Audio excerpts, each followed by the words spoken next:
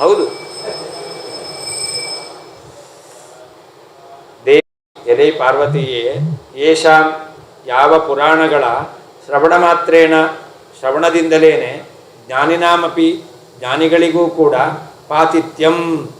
ಪಾತಿತ್ಯವು ಬೀಳುವಿಕೆಯು ದಾರಿ ತಪ್ಪುವಿಕೆಯು ಉಂಟಾಗುತ್ತದೋ ಅಂತಹ ತಾಮಸ ಪುರಾಣಗಳನ್ನು ಕ್ರಮವನ್ನು ಅನುಸರಿಸಿ ಪ್ರವಕ್ಷ್ಯಾಮಿ ಹೇಳುತ್ತೇನೆ. ದೇವಿ ಎಲೆ ಪಾರ್ವತಿಯೇ, ಯೇಷಾಂ ಯಾವ ತಾಮಸ ಪುರಾಣಗಳ ಶ್ರವಣ ಮಾಡುವುದರಿಂದ ಜ್ಞಾನಿನಾಮಪಿ ಜ್ಞಾನಿಗಳಿಗೂ ಕೂಡ ದಾರಿ ಪಾತಿತ್ಯವು ಉಂಟಾಗುತ್ತದೋ ಅಂತಹ ತಾಮಸ ಪುರಾಣಗಳನ್ನು ಕ್ರಮವನ್ನು ಅನುಸರಿಸಿ ಪ್ರವಕ್ಷ್ಯಾಮಿ ಹೇಳುತ್ತೇನೆ.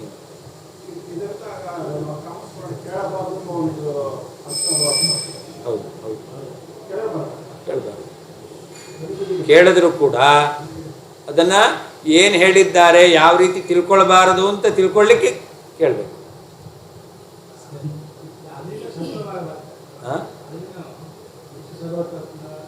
ಅದನ್ನು ಕೇಳುವ, ಅದು ಯಥಾವತ್ತಾಗಿ ತಿಳಿಬೇಕು. ಆಯಿತಾ? ವಿಷ್ಣು ಸರ್ವೋತ್ತಮತ್ವವನ್ನು ಅಲ್ಲಲ್ಲಿ ಹೇಳಿದ್ದಾರೆ, ಅದಕ್ಕಿಂತ ಹೆಚ್ಚಾಗಿ ಬೇಡದೇ ಇದ್ದದ್ದನ್ನು ಹೇಳಿದ್ದಾರೆ. ಹಾಗಾದ್ರೆ ಯಾವುದನ್ನು ತಿಳ್ಕೊಳ್ಬಾರ್ದು ಅಂತ ತಿಳ್ಕೊಳ್ಳಿಕ್ಕೆ, ಯಾವುದನ್ನು ನಾವು ಅನುಸಂಧಾನ ಮಾಡಬಾರ್ದು ಅಂತ ತಿಳ್ಕೊಳ್ಳಿಕ್ಕೆ ಅದನ್ನು ಓದಬೇಕಷ್ಟೆ. ಎಲ್ಲ ಅದೇ ಎಲ್ಲ ಕೊಡ್ತಾರೆ. ಈಗ ನಿಮಗೆ ಈ ಪುರಾಣಗಳ ಬಗ್ಗೆ ಏನೇನು ಸಂದೇಹ ಬರುತ್ತೋ ಎಲ್ಲ ಸಂದೇಹಗಳನ್ನು ಕೂಡ ವೇದವ್ಯಾಸದೇವರ ಮಾತನ್ನೇ ಉಲ್ಲೇಖ ಮಾಡ್ತಾ ಇಲ್ಲಿ ನಿರಾಕರಣೆ ಮಾಡಿದ್ದಾರೆ. ಪುರಾಣಗಳಲ್ಲಿ ಗರುಡ ಪುರಾಣದಲ್ಲಿ, ಪದ್ಮ ಪುರಾಣದಲ್ಲಿ ಬಂದಿರತಕ್ಕಂಥ ವಾಕ್ಯ ಅದನ್ನು ಹೇಳ್ತಾರೆ. ಎಲ್ಲ ಅದನ್ನು ಹೇಳ್ತಾರೆ.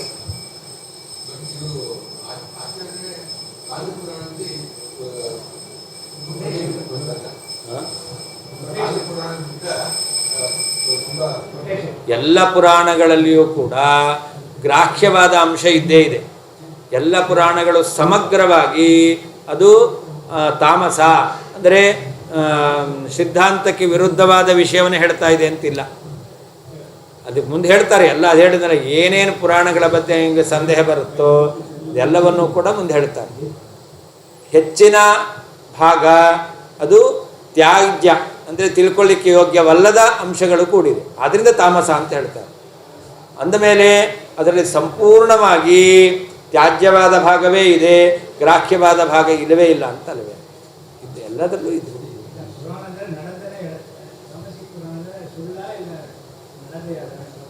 ಏನು?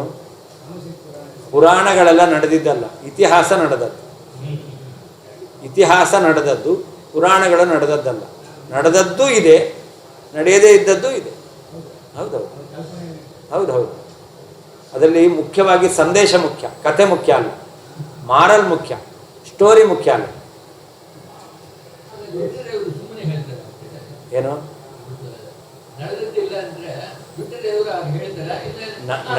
ನಡೆದದ್ದಿಲ್ಲ, ಬರೆದದ್ದಿದೆ. ನಡೆದದ್ದಿಲ್ಲ, ಬರೆದದ್ದು ವೇದವ್ಯಾಸದೇವರು ಬರೆದಿದ್ದಾರೆ. ಅದು ನಡೆದದ್ದನ್ನೇ ಬರೆದಿದ್ದಿಲ್ಲ. ವೇದವ್ಯಾಸದೇವರು ಮಹಾಭಾರತ, ಮೂಲ ರಾಮಾಯಣ ಇದೆಲ್ಲ ನಡೆದದ್ದೇ ಬರೆದದ್ದು. ಪುರಾಣಗಳು ನಡೆದದ್ದು, ನಡೆಯದೇ ಇದ್ದದ್ದು ಎರಡನ್ನೂ ಸೇರಿಸಿ ಬರೆದಿದ್ದು.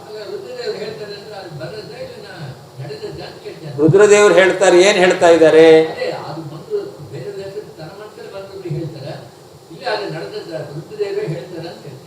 ಇದು ರುದ್ರದೇವರು ಹೇಳಿದ್ದನ್ನೇ, ನಡೆದದ್ದನ್ನೇ ವೇದವ್ಯಾಸದೇವರು ನಡೆದಿದೆ ಅನ್ನೋದನ್ನು ಹೇಳಿದ್ದಾರೆ. ರುದ್ರದೇವರು ಹೇಳಿದ್ದು ಪಾರ್ವತಿಗೆ ಸತ್ಯವೇ. ಹಾಂ, ಹೌದೌದು, ಅದು ಸತ್ಯ, ಅದು ನಡೆದದ್ದೇ, ಅದನ್ನು ಹೇಳಿದ್ದಾರೆ. ಇದು ಕಥೆ ಅಲ್ಲ. ಯಾವುದು? ರುದ್ರದೇವರು ಪಾರ್ವತಿಗೆ ಹೇಳಿದ್ದಾರೆ ಅನ್ನೋದು ತಮಿಳ್ ಕಥೆ ಅಲ್ಲ, ಅದು ಕಥೆ ಒಡಾದೆ ಅಲ್ಲ, ಅದು ಸತ್ಯವೇ.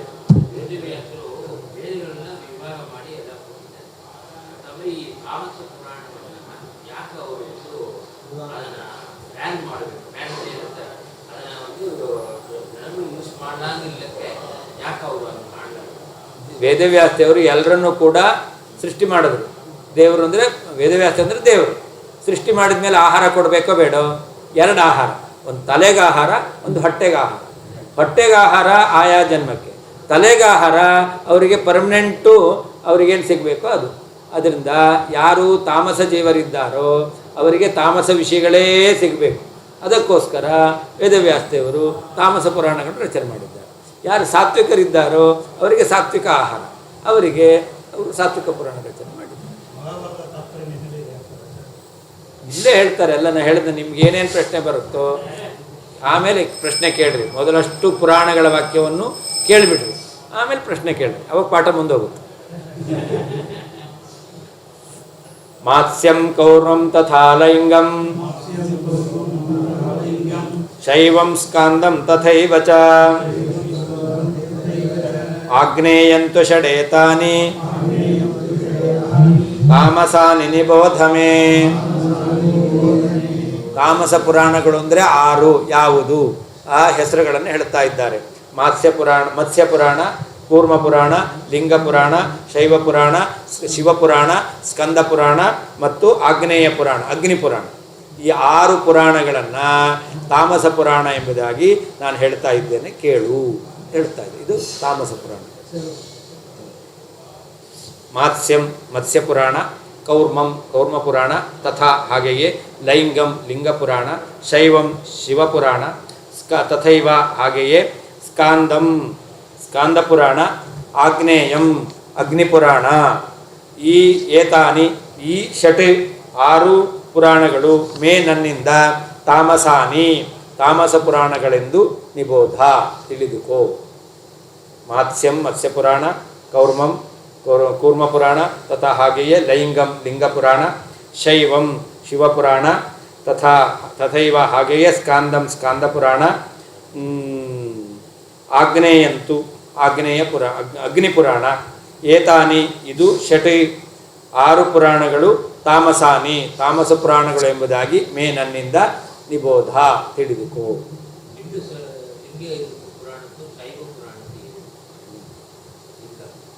ಶೈವ ಪುರಾಣ ಅದು ತಾಮಸ ಪುರಾಣದಲ್ಲೇ ಬಂದಿರೋದು.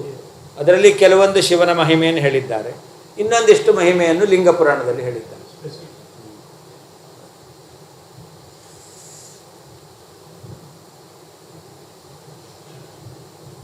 ವೈಷ್ಣವಂ ನಾರದೀಯಂತು ತಥಾ ಭಾಗವತಂ ಶುಭಂ ಗಾರುಡಂಚ ತಥಾ ಪಾದ್ಮಂ ವಾರಾಹಂ ಶುಭದರ್ಶನೆ ಸಾತ್ವಿಕಾನಿ ಪುರಾಣಾನಿ ವಿಜ್ಞೇಯಾನಿ ಶುಭಾನಿ ವೈ. ಮುಂದೆ ಸಾತ್ವಿಕ ಪುರಾಣಗಳು ಯಾವುದು ಹೇಳ್ತಾರೆ? ವೈಷ್ಣವಂ ಅಂತ, ವಿಷ್ಣು ಪುರಾಣ ಅಂತ. ನಾರದೀಯ ಪುರಾಣ, ನಾರದ ಪುರಾಣ ಅಂತಲೂ ಕೂಡ ಹೇಳ್ತಾರೆ, ನಾರದೀಯ ಪುರಾಣ ಅಂತ ಹೇಳ್ತಾರೆ. ಪ್ರಸಿದ್ಧವಾದದ್ದು ಭಾಗವತ, ಹಾಗೆ ಗರುಡ ಪುರಾಣ, ಗಾರುಡ, ಪದ್ಮಪುರಾಣ, ವರಾಹ ಪುರಾಣ. ಈ 6 ಪುರಾಣಗಳು ಶುಭದರ್ಶನೆ ಅಂತ ಪಾರ್ವತಿಯನ್ನು ಸಂಬೋಧನೆ ಮಾಡೋದು. ಸಾತ್ವಿಕಾನಿ ವಿಜ್ಞೇಯಾನಿ ಅಂತ ಈ 6 ಪುರಾಣಗಳು ಸಾತ್ವಿಕ ಪುರಾಣ, ಮಂಗಳಪ್ರದವಾದ ಪರಮಮಂಗಳವಾದ ಮೋಕ್ಷವನ್ನು ಕೊಡ್ತಕ್ಕಂತಹ ಪುರಾಣಗಳು ಎಂಬುದಾಗಿ ವೇದವ್ಯಾಸದೇವರು ಹೇಳಿದ್ದಾರೆ.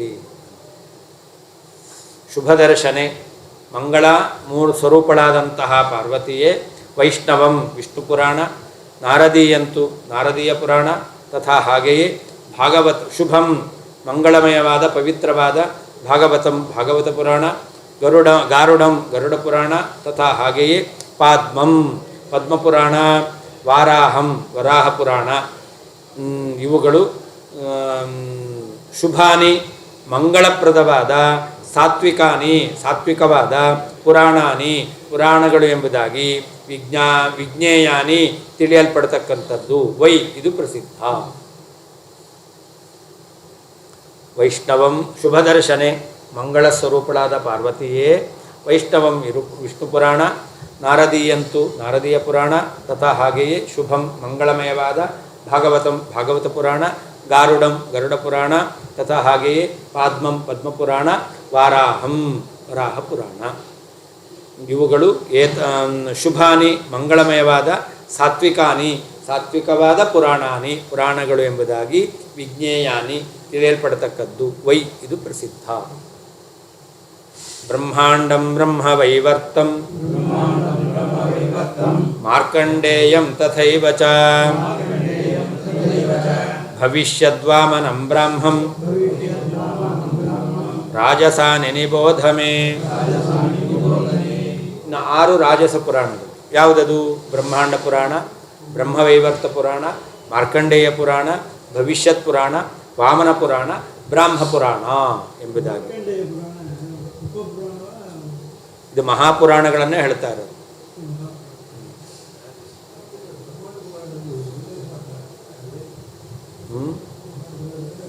ಏನಾಯಿತು? ಸಾತ್ವಿಕ ಭಾಗ ಇಲ್ಲ ಅಂತ ಹೇಳ್ತಾ ಇಲ್ಲ ನಾವು. ರಾಜಸ ಪುರಾಣದಲ್ಲಿ ಸಾತ್ವಿಕ ಭಾಗವೂ ಇದೆ, ತಾಮಸ ಪುರಾಣದಲ್ಲಿಯೂ ಸಾತ್ವಿಕ ಭಾಗ ಎಂಬತಕ್ಕಂಥದ್ದಿದೆ. ಈ 6 ಪುರಾಣಗಳು ಇದನ್ನು ರಾಜಸ ಪುರಾಣ ಅಂತ ಕರೀತಾರೆ. ಅಲ್ಲ, ಇವ್ರು ಹೇಳಿದ ಮೇಲೆ ಮತ್ತೆ ನೀವು ಅದಕ್ಕೆ ಪ್ರಶ್ನೆ ಮಾಡಲಿಕ್ಕಿಲ್ಲ. ಅಥೆಂಟಿಕ್.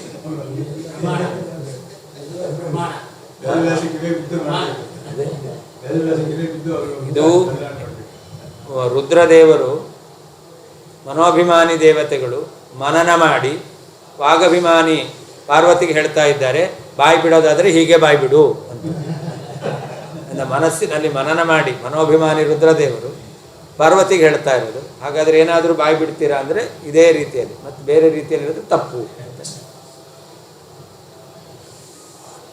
ಬ್ರಹ್ಮಾಂಡ ಪುರಾಣ, ಬ್ರಹ್ಮವೈವರ್ತಂ ಬ್ರಹ್ಮವೈವರ್ತ ಪುರಾಣ, ತಥೈವ ಹಾಗೆಯೇ ಮಾರ್ಕಂಡೇಯ ಪುರಾಣ, ಭವಿಷ್ಯತ್ ಪುರಾಣ, ವಾಮನ ಪುರಾಣ, ಬ್ರಾಹ್ಮ ಪುರಾಣ. ಇದು ರಾಜಸ ಪುರಾಣಗಳು ಎಂಬುದಾಗಿ ನನ್ನಿಂದ ನಿಬೋಧ, ತಿಳಿದುಕೋ. ಬ್ರಹ್ಮಾಂಡ ಪುರಾಣ, ಬ್ರಹ್ಮವೈವರ್ತ ಪುರಾಣ, ಬ್ರಹ್ಮವೈವತಂ ಅಂತಿದೆಯಾ ಬ್ರಹ್ಮವೈವರ್ತಂ ಅಂತಿದೆಯಾ? ತಥೈವ ಹಾಗೆಯೇ ಮಾರ್ಕಂಡೇಯ ಪುರಾಣ, ಭವಿಷ್ಯತ್ ಪುರಾಣ, ವಾಮನ ಪುರಾಣ, ಬ್ರಹ್ಮ ಪುರಾಣ. ಇವುಗಳು ರಾಜಸ ಪುರಾಣಗಳೆಂಬುದಾಗಿ ನನ್ನಿಂದ ನಿಬೋಧ, ತಿಳಿದುಕೋ. ಎಲ್ಲ ಬೇರೆ ಬೇರೆ ವಿಷಯವನ್ನು ಹೇಳ್ತಾ ಇದೆ. ಕೆಲವೊಂದು ವಿಷಯಗಳಲ್ಲಿ ಸಾಮ್ಯ ಇದೆ, ವಿಷಯದಲ್ಲಿ ಸಾಮ್ಯ ಇದ್ದರೂ ನಿರೂಪಣೆಯಲ್ಲಿ ವೈಷಮ್ಯ ಇದೆ. ಸೃಷ್ಟಿ ವಿಷಯವನ್ನು ಹೇಳ್ತಾರೆ, ಸೃಷ್ಟಿ ವಿಷಯ ಕ್ರಮದಲ್ಲಿ ವ್ಯತ್ಯಾಸ ಇರುತ್ತೆ.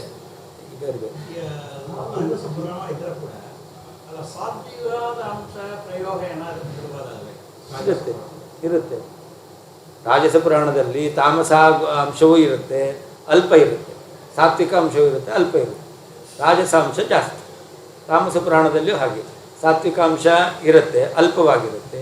ತಾಮಸಾಂಶ ಜಾಸ್ತಿ ಇರುತ್ತೆ.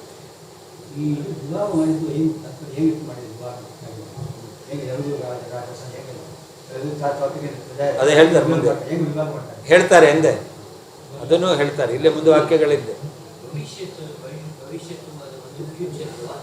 ಭವಿಷ್ಯ ಅಂದರೆ ಮುಂದೆ, ಮುಂದಾಗದನ್ನು ಹೇಳ್ತಾರೆ, ಹಿಂದಾಗದನ್ನು ಹೇಳ್ತಾರೆ. ಭವಿಷ್ಯ ಪುರಾಣದಲ್ಲಿ ಮುಂದಾಗದನ್ನು ಹೇಳ್ತಾರೆ, ಹಿಂದೆ ಭವಿಷ್ಯೋತ್ತರ ಪುರಾಣ, ಉಪಪುರಾಣ, ಭವಿಷ್ಯೋತ್ತರ ಉಪಪುರಾಣ, 18 ಉಪಪುರಾಣ, 18 ಮಹಾಪುರಾಣ.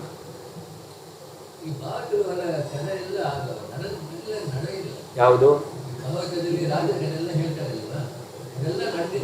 ಭಾಗವತದಲ್ಲಿ ಯಾವ ಕಥೆ ಮಹಾಭಾರತದಲ್ಲಿ ಬಂದದ್ದಿದೆಯೋ ಅದೆಲ್ಲ ನಡೆದದ್ದು. ಭಾಗವತದಲ್ಲಿ ಯಾವ ಕಥೆ ಮಹಾಭಾರತದಲ್ಲಿ ಬಂದದ್ದಿದೆಯೋ ಅದೆಲ್ಲ ನಡೆದದ್ದು. ಯಾವುದು ಮಹಾಭಾರತದಲ್ಲಿ ಇಲ್ಲವೋ ಅದು ನಡೆದೇ ಇದ್ದದ್ದು. ಆದರೆ ಭಾಗವತದಲ್ಲಿ ಮಹಾಭಾರತದಲ್ಲಿ ಇಲ್ಲದೇ ಇರ್ತಕ್ಕಂಥದ್ದು ಇಲ್ಲವೇ ಇಲ್ಲ. ಅದರಿಂದ ಎಲ್ಲ ನಡೆದದ್ದು. ಹೌದು.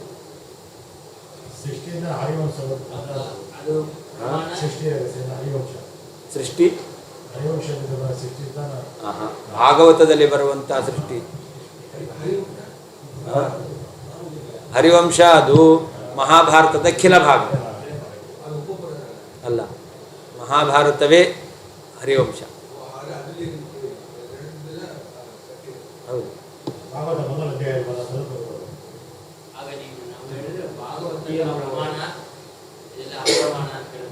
ಯಾವುದು ಯಾವುದು ಇದು ಅಂದರೆ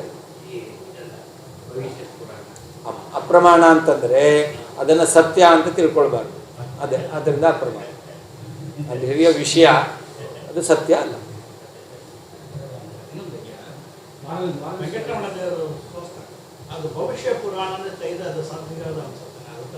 ಭವಿಷ್ಯೋತ್ತರ ಪುರಾಣದಲ್ಲಿ ಬಂದದ್ದು. ಭವಿಷ್ಯೋತ್ತರ ಪುರಾಣ ಉಪಪುರಾಣ. ಮಹಾಪುರಾಣಗಳ 18 ಪ್ರಭೇದವನ್ನು ಇಲ್ಲಿ ಹೇಳಿದ್ದು. ಭವಿಷ್ಯೋತ್ತರ ಪುರಾಣದ ಬಗ್ಗೆ ಹೇಳಲೇ ಇಲ್ಲ. ಅಂದರೆ ಭವಿಷ್ಯೋತ್ತರ ಪುರಾಣ ಅಂತಕ್ಕಂಥದ್ದು ಅದು ಒಂದು ವೇಳೆ ರಾಜಸ ಪುರಾಣ ಆಗಿದ್ದರೂ ಕೂಡ ಅದರಲ್ಲಿರುವ ಶ್ರೀನಿವಾಸನ ಮಹಿಮೆ ಅದು ಸ್ವೀಕಾರ ಮಾಡಬೇಕಾದದ್ದು.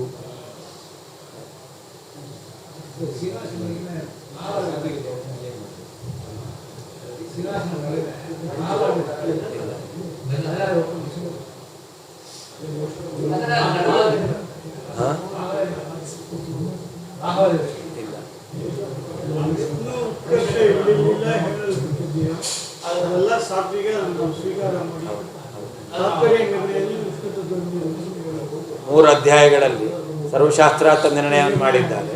ಆದ್ದರಿಂದ ಯಾವ ಪರಮಾತ್ಮನ ಸರ್ವೋತ್ತಮತ್ವವನ್ನು ಹೇಳತಕ್ಕಂಥ ವಿಷಯ, ಸರ್ವೋತ್ತಮತ್ವಕ್ಕೆ ಅವಿರುದ್ಧವಾದ ವಿಷಯ, ಅದೆಲ್ಲವನ್ನು ಕೂಡ ಸಾತ್ವಿಕಾಂಶ ಅಂತ ಗ್ರಹಣ ಮಾಡಲೇಬೇಕು. ಪರಮಾತ್ಮನ ಸರ್ವೋತ್ತಮತ್ವಕ್ಕೆ ವಿರುದ್ಧವಾದ ಅಂಶ, ಇತರರ ಸರ್ವೋತ್ತಮತ್ವವನ್ನು ಹೇಳ್ತಕ್ಕಂಥ ಅಂಶ, ಅದೆಲ್ಲವೂ ಕೂಡ ಅಗ್ರಾಹ್ಯವೇ. ಸಾತ್ವಿಕಾ ಮೋಕ್ಷದ ಪ್ರೋಕ್ತಾ ರಾಜಸಾ ಸ್ವರ್ಗದ ಶುಭಾ ತಥೈವ ತಾಮಸಾ ದೇವಿ ನಿರಯ ಪ್ರಾಪ್ತಿ ಹೇತವಃ. ಮೂರು ವಿಧವಾದ ಪುರಾಣಗಳು ಮೂರು ರೀತಿಯಾದ ಫಲವನ್ನು ಕೊಡ್ತವೆ. ಏನು ಫಲ ಬೇಕು ಅಂತ ಆಲೋಚನೆ ಮಾಡಿ ಯಾವ ಪುರಾಣವನ್ನು ನಾವು ಆಶ್ರಯಣೆ ಮಾಡಬೇಕು, ಓದಬೇಕು ಅಂತ ನಿರ್ಣಯ ಮಾಡಬಹುದು. ಮೋಕ್ಷದಾಹ ಸಾತ್ವಿಕಾ ಪ್ರೋಕ್ತಾಹ. ಸಾತ್ವಿಕ ಪುರಾಣಗಳು ಅದು ಮೋಕ್ಷವನ್ನು ಕೊಡ್ತಕ್ಕಂತಹ ಪುರಾಣಗಳಾಗಿದ್ದಾವೆ. ಸ್ವರ್ಗದಾಹ ರಾಜಸ. ರಾಜಸ ಪುರಾಣಗಳನ್ನು ಅಧ್ಯಯನ ಮಾಡಿದ್ರೆ ಫಲ ಇಲ್ಲ ಅಂತಲ್ಲ, ಫಲ ಇದೆ, ಸ್ವರ್ಗ ಇದೆ, ಅದಕ್ಕಿಂತ ಮೇಲೆ ಹೋಗ್ಲಿಕ್ಕಾಗಲ್ಲ. ತಾಮಸ ಪುರಾಣ ಅದನ್ನು ಓದ್ತೇವೆ ಅಂತಂದರೆ ಅದರಿಂದ ನಿರಯ ಪ್ರಾಪ್ತಿ ಹೇತವಃ, ನರಕ ಆಗುತ್ತೆ, ಮೇಲೆ ಬರಲಿಕ್ಕಾಗಲ್ಲ, ಅಲ್ಲೇ ಇರಬೇಕಾಗುತ್ತೆ. ಭೂಮಿಗೆ ಬರೋದು ನರಕಕ್ಕೆ ಹೋಗೋದು, ನರಕದಿಂದ ಪುನಃ ಭೂಮಿಗೆ ಬರೋದು ನರಕಕ್ಕೆ ಹೋಗೋದು, ಇದೇ ಆಗ್ತದೆ ತಾಮಸ ಪುರಾಣ. ಇಲ್ಲ ಅಂದರೆ ಆಮೇಲೆ ನರಕಕ್ಕಿಂತಲೂ ಕೆಳಗೆ ಹೋಗ್ಬೋದು, ಅಂಧಂಥ ಬಸ್ಸಿಗೆ ಹೋಗ್ಬೋದು, ಮೇಲೆ ಬರಲಿಕ್ಕಿಲ್ಲ, ಭೂಮಿಗಿಂತ ಮೇಲೆ ಹೋಗ್ಲಿಕ್ಕಾಗ.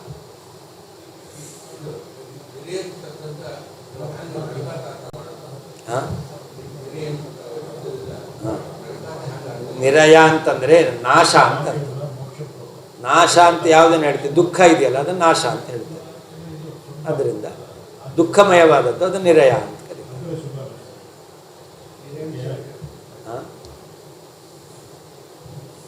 ದೇವಿ ಎಲೈ ಪಾರ್ವತಿಯೇ,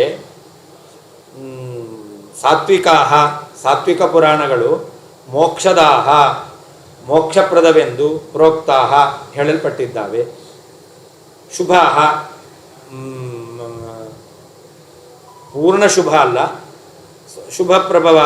ಶುಭಪ್ರದವಾದಂತಹ ರಾಜಸಾಹ ರಾಜಸ ಪುರಾಣಗಳು ಸ್ವರ್ಗದಾಹ ಸ್ವರ್ಗಪ್ರದವೆಂಬುದಾಗಿ ಹೇಳಲ್ಪಟ್ಟಿದ್ದಾವೆ. ತಥೈವ ಹಾಗೆಯೇ ತಾಮಸಾಹ ತಾಮಸ ಪುರಾಣಗಳು ನಿರಯ ಪ್ರಾಪ್ತಿ ಹೇತವಃ ನರಕವನ್ನು ಹೊಂದಲಿಕ್ಕೆ ಕಾರಣವಾಗಿದ್ದಾವೆ. ಸಾತ್ವಿಕಾಹ ದೇವಿ ಎಲೈ ಪಾರ್ವತಿಯೇ, ಸಾತ್ವಿಕಾಹ ಸಾತ್ವಿಕ ಪುರಾಣಗಳು ಮೋಕ್ಷದಾಹ ಮೋಕ್ಷಪ್ರದ ಎಂಬುದಾಗಿ ಪ್ರೋಕ್ತಾಹ ಹೇಳಲ್ಪಟ್ಟಿದ್ದಾವೆ.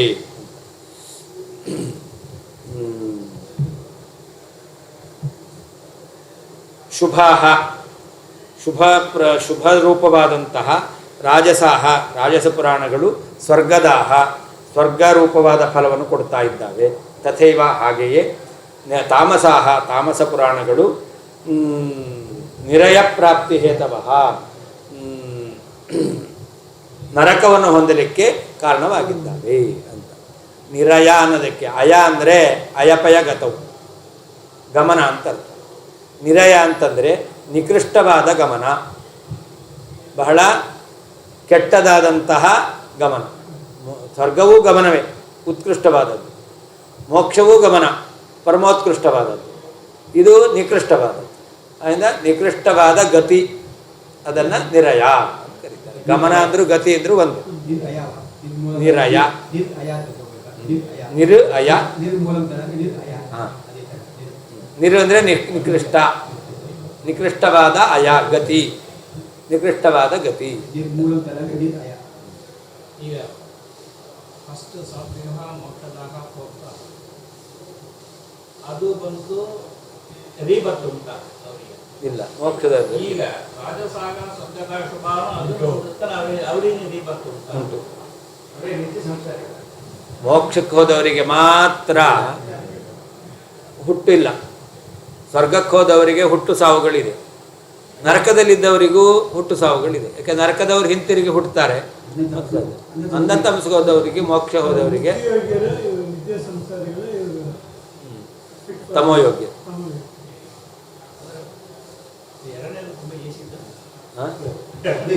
ಅದಕ್ಕೆ ಬಂದು ಹೋಗ್ತಾ ಇರೋದು. ಅದೇ ತಿಂಗಳಿಗೆ ಒಂದ್ಸತಿ ಬರೋದು ಮುಂದೆ. ಅದಕ್ಕೆ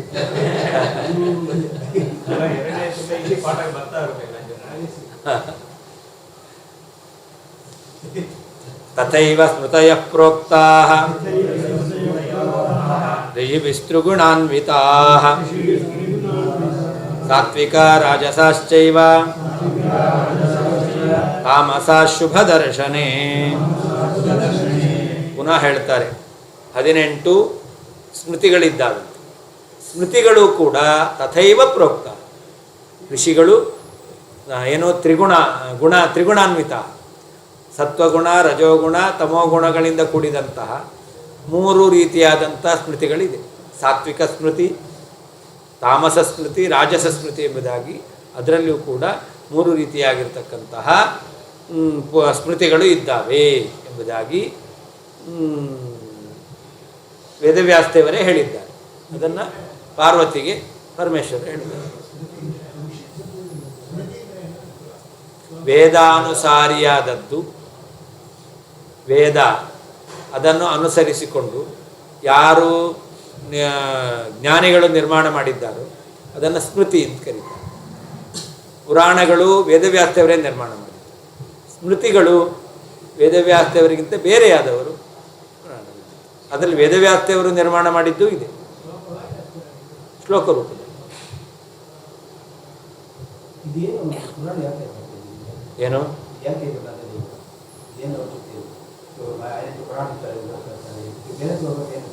ಭೇದ ಅದು ಸಾತ್ವಿಕ ಪುರಾಣದಲ್ಲಿ ಉಕ್ತವಾದದ್ದು. ಆದ್ದರಿಂದ ತ್ರಯಾಣಾಂ ಏಕಭಾವಾನಾಂ ಯೋನ ಪಶ್ಯತೆ ವೈವಿಧಾಂ ಎಂಬುದಾಗಿ ಅವರಿಗೆ ಅಭೇದವನ್ನು ಯಾಕೆ ತಿಳಿಬಾರ್ದು? ಅಲ್ಲಿ ವಾಕ್ಯ ಇದೆಯಲ್ಲ, ಯೋನ ಪಶ್ಯತೆ ವೈವಿಧಾಂ, ಭೇದವನ್ನು ನ ಪಶ್ಯತಿ ತಿಳಿಯಬಾರದು ಅಂದರೆ ಅಭೇದ ತಿಳಿಬೇಕು. ಹಂಗಾರೆ ಹೇಳಿದ್ದಾರೆ, ಅಲ್ಲಿ ತಿಳಿಬೇಕಲ್ಲ ಅಂತ ಅರ್ಥ ಮಾಡಿದ್ರೆ ಇದು ಭಾಗವತ ಪುರಾಣದಲ್ಲಿ ಬಂದ ವಾಕ್ಯ. ಭಾಗವತ ಪುರಾಣ ಸಾತ್ವಿಕ ಪುರಾಣ. ಸಾತ್ವಿಕ ಪುರಾಣ ವಿಷ್ಣು ಪಾರಮ್ಯವನ್ನೇ ಪ್ರತಿಪಾದನೆ ಮಾಡಲಿಕ್ಕೆ ಹೊರಟಿರೋದು. ವಿಷ್ಣು ಪಾರಮ್ಯ ಪ್ರತಿಪಾದನೆ ಮಾಡ್ತಕ್ಕಂಥ ಭಾಗವತದಲ್ಲಿ ಅಭೇದವನ್ನು ಹೇಳಿಬಿಟ್ರೆ ಅವಾಗ ವಿಷ್ಣು ಪಾರಮ್ಯವನ್ನು ಸರ್ವೋತ್ತಮತ್ವ ಹೇಳಿದಂತೆ ಆಗಲ್ಲ. ಆದ್ದರಿಂದ ಈ ಶ್ಲೋಕಕ್ಕೆ ಆ ಅರ್ಥ ಮಾಡಬಾರದು.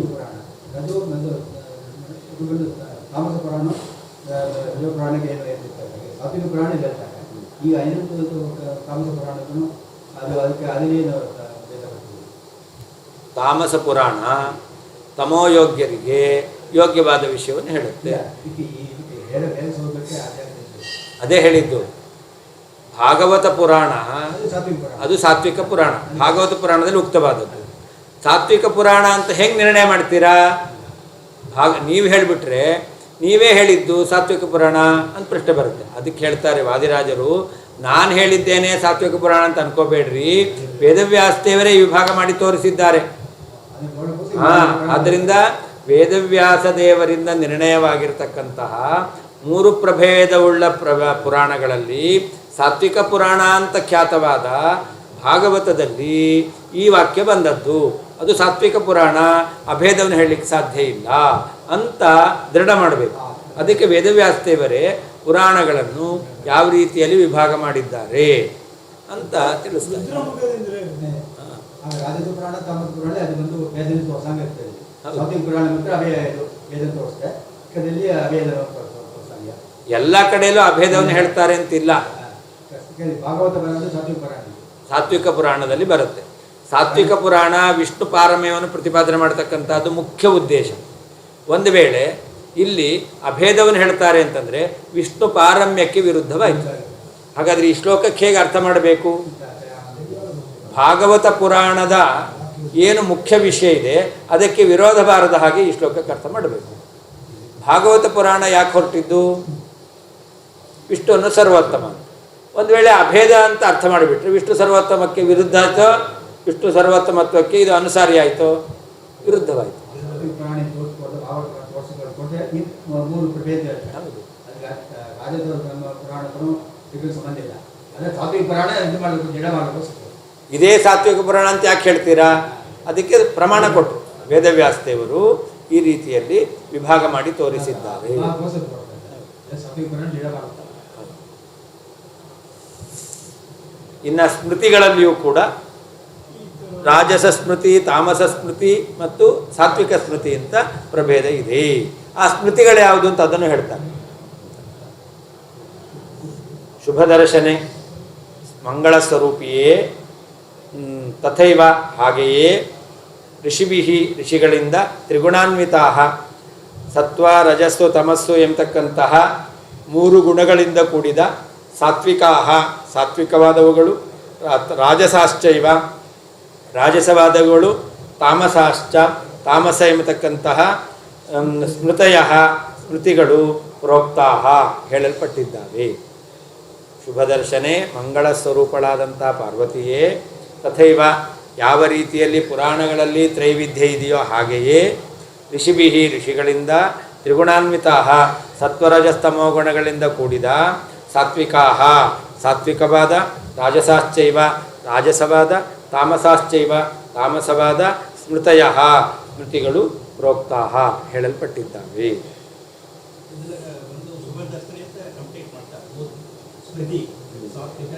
ರಾಜಸ ತಾಮಸ. ಬಟ್ ಹಿಂದಿನ ಶ್ಲೋಕ ಯಾವ್ದು ಬಂದ ಸಾತ್ವಿಕ ಮಟ್ಟದ ಮೂರು ವಿಧವ ಮೂರನ್ನು ಶುಭ ದರ್ಶನ ಅಂತ ಏನು ಶುಭ ದರ್ಶನೆ ಅಂತ ಪಾರ್ವತಿಯನ್ನು ಸಂಬೋಧನೆ ಮಾಡೋದು. ಪುರಾಣಕ್ಕೆ ಹೇಳ್ತಾ ಇಲ್ಲ. ಪುರಾಣಕ್ಕೆ ಅದು ವಿಶೇಷಣ ಅಲ್ಲ, ಅಬ್ಜೆಕ್ಟಿವ್ ಟು ಪುರಾಣಕ್ಕಲ್ಲ ಅದು. ಮತ್ತು ಇವಳು ಪಾರ್ವತಿಗೆ ಅದು ಅಬ್ಜೆಕ್ಟಿವ್. ಶುಭ ದರ್ಶನೇ ಪಾರ್ವತಿ.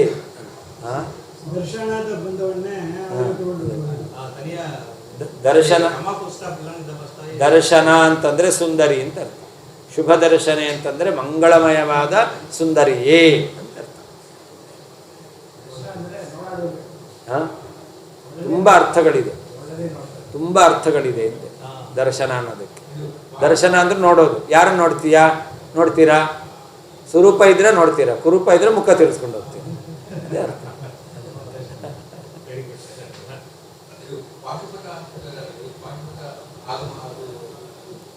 ಅದು ಆಗಮ, ಅದು ಪುರಾಣ ಅಲ್ಲ.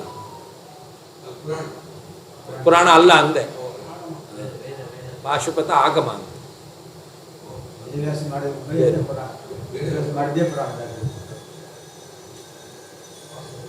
ವಾಸಿಷ್ಠಂಚೈವ ಹಾರೀತಂ ವ್ಯಾಸಂ ಪಾರಾಶರಂ ತಥಾ ಭಾರದ್ವಾಜಂ ಕಾಶ್ಯಪಂಚ ಸಾತ್ವಿಕಾ ಮುಕ್ತಿದಾ ಶುಭಾ.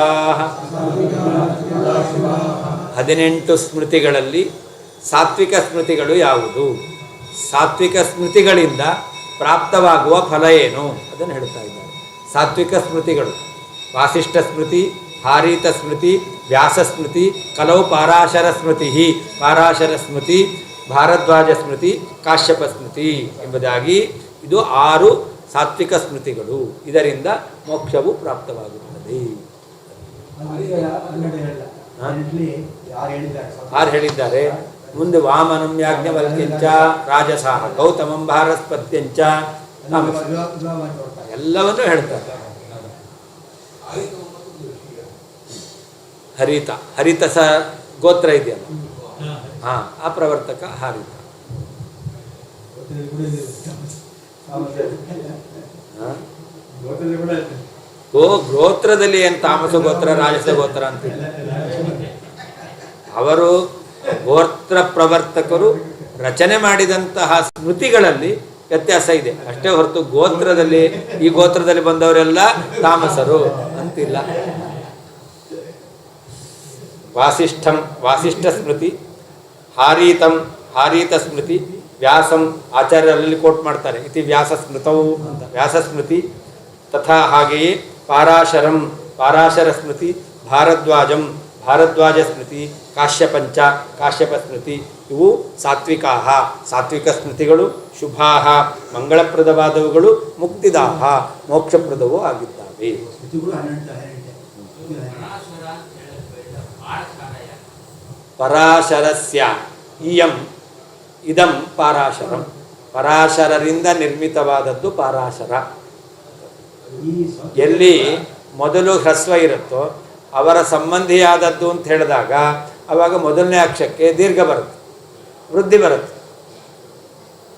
ಮಿತ್ರಸ್ಯ ಇದಂ ಮೈತ್ರೇಯಂ ಅಂತ, ಮಿತ್ರಸ್ಯ ಇದಂ ಮೈತ್ರೇಯಂ. ಅಲ್ಲಿ ಮೀ ಇದೆಯಲ್ಲ ಅದಕ್ಕೆ ವೃದ್ಧಿ ಅಕ್ಷರ ಅಂದರೆ ಐಕಾರ ಬರುತ್ತೆ. ಪಾ ಅಂತಿದೆಯಲ್ಲ ಪರಾಶರ, ಪರಾಶರಸ್ಯ ಇದಂ ಪಾರಾಶರಂ. ಇಲ್ಲಿ ಪಾ ಎಂಬತಕ್ಕಂಥದ್ದು ಅಕಾರ ಇದೆಯಲ್ಲ ಇದಕ್ಕೆ ವೃದ್ಧಿ ಅಕ್ಷರ ಅಂದರೆ ಆಕಾರ, ಅದರಿಂದ ಪಾರಾಶರ ಅಂತ ಆಗುತ್ತೆ.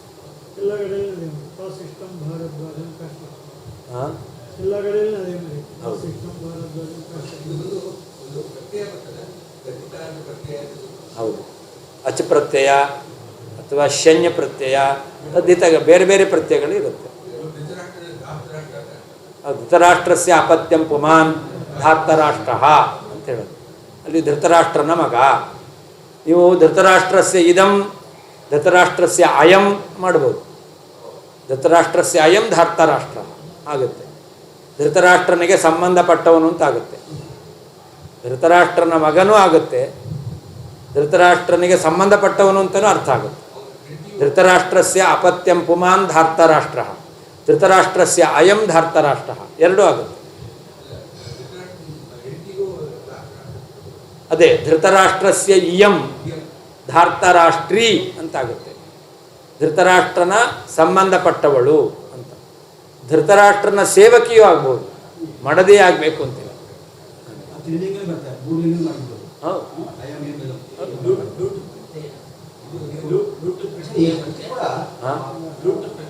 ಲುಟು ಪ್ರತ್ಯಯ ಬೇರೆ ಅದು. ಈಗ ಕಾರಣ ಅಂತ ಹೇಳ್ತೇವೆ, ಪ್ರಮಾಣ ಅಂತ ಹೇಳ್ತೇವೆ. ಪ್ರಮಾಣ ಎಂಬಲ್ಲಿ ಲುಟು ಪ್ರತ್ಯಯ ಬಂದಿದೆ. ಈ ಸ್ಥಿತಿ ಕೂಡ ಪುರಾಣಕ್ಕೆ ಅನುಗುಣ ಮಾಡಿದಾರಲ್ಲ, ಸಾತ್ವಿಕ ಪುರಾಣಕ್ಕೆ ಅನುಗುಣ ಸಾತ್ವಿಕ. ಹೌದು, ಅದೇ ಅದಕ್ಕೆ ಹೇಳಿದ್ದು ತ್ರಿಗುಣಾನ್ವಿತಾ, ಸತ್ವಗುಣಕ್ಕೆ ಅನುಗುಣವಾಗಿ ಸಾತ್ವಿಕ ಸ್ಮೃತಿ, ಪುರಾಣಕ್ಕೆ ಅನುಗುಣವಾಗಿ ಸಾತ್ವಿಕ ಪುರಾಣಕ್ಕೆ ಅನುಗುಣವಾಗಿ ಮಾಡಿದ್ರೆ ಸಾತ್ವಿಕ ಪುರಾಣಕ್ಕೆ ಅನುಗುಣವಾಗಿ ಅಲ್ಲ, ಸತ್ವಗುಣಕ್ಕೆ ಅನುಗುಣ. ಸತ್ವಗುಣ ಸಾತ್ವಿಕ ಸೇರಿದೆ. ಹೌದು, ಸತ್ವಗುಣವನ್ನು ಬೇಸ್ ಮಾಡಿ ರಚನೆ ಮಾಡಿರೋದು ಸಾತ್ವಿಕ.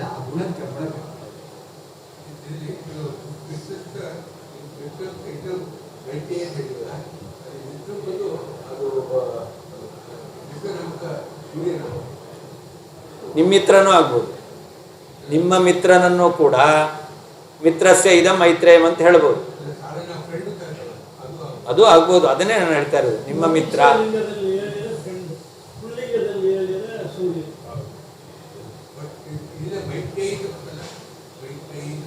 ಹೌದು, ಅಲ್ಲಿ ಮೈತ್ರೇಯಿ ಅಂತ ಮಿತ್ರಸ್ಯ ಇಯಂ ಮೈತ್ರೇಯಿ, ಮಿತ್ರಸ್ಯ ಇಯಂ ಮೈತ್ರೇಯಿ. ಅಲ್ಲಿ ಅವಳು ಮಿತ್ರನಿಗೆ ಸಂಬಂಧಪಟ್ಟವಳು ಅಂತ ಅರ್ಥ ಅಲ್ಲ. ಅಲ್ಲಿ ಅವಳ ಹೆಸರು ಮೈತ್ರೇಯಿ ಅಂತ ಅಷ್ಟೇ. ನಿಮ್ಮ ಹೆಸರು ಅಚ್ಯುತ ಅಂತ ಹೆಸರು. ಅಚ್ಯುತ ಅಂತಂದರೆ ನಿಮ್ಮಲ್ಲಿ ದೋಷವೇ ಇಲ್ಲ ಅಂತ ಅರ್ಥ ಅಲ್ಲ. ಅದು ಅವನಿಗೆ ಪರಮಾತ್ಮನಿಗೆ ಅಚ್ಯುತ ಅಂತ ಹೆಸರು, ಅವನಿಗೆ ದೋಷವೇ ಇಲ್ಲ, ನಿರ್ದೋಷ. ನನ್ನ ಹೆಸರು ಅಚ್ಯುತ ಇದೆ ಅಂತಂದರೆ ಹಾಗಲ್ಲ. ಮೈತ್ರೇಯಿ ಅದು ಸೂರ್ಯನಿಗೆ ಸಂಬಂಧಪಟ್ಟಂತಹ ಕಿರಣ, ಅದನ್ನು ಮೈತ್ರೇಯಿ ಅಂತ ಕರೆದು. ಆ ಕಿರಣದಂತೆ ಇರುವವಳು, ಅದರಿಂದ ಇವಳನ್ನು ಮೈತ್ರೇಯಿ ಅಂತ ಕರೆದ್ರು ಅಷ್ಟೇ ಹೊರತು ಇಲ್ಲಿ ಮಿತ್ರನಿಗೆ ಅದಕ್ಕೂ ಸಂಬಂಧ ಇಲ್ಲ. ಇದು ನಾಮ, ಅದು ನಾಮಕರಣ ಮಾಡಿರೋದಷ್ಟೇ. ನಾಮಕರಣ ಮಾಡಿದ್ದಕ್ಕೆಲ್ಲ ಆ ಶಬ್ದದ ಅರ್ಥವನ್ನು ಸಂಪೂರ್ಣವಾಗಿ ಅನ್ವಯ ಮಾಡಬೇಕು ಅಂತಿಲ್ಲ. ದೇವರಿಗಾದರೆ ಮಾತ್ರ ಯಾವುದೇ ನಾಮ ಹೇಳಿದ್ರು ಕೂಡ ಅದು ನಾಮಕರಣ ಅಲ್ಲ, ಅದು ನಾಮ. ನಮಗೆ ನಾಮಕರಣ, ದೇವರಿಗೆ ನಾಮ. ಯಾವುದು ನಾಮವೋ ಅದಕ್ಕೆ ಅರ್ಥ ಇರುತ್ತೆ. ನಾಮಕರಣ ಮಾಡಿದ್ರೆ ಅಲ್ಲಿಗೆ ಅರ್ಥ ಇರಬೇಕಾಗಿಲ್ಲ.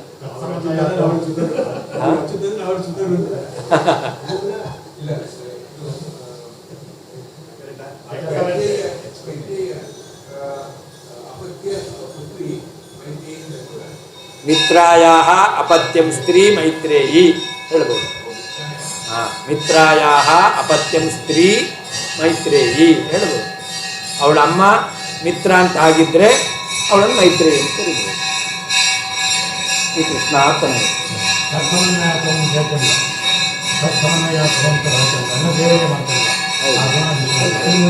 ಅದಕ್ಕೆ ನಾಮ ಅಂತ ಹೇಳಿ ಎರಡೂವರೆ.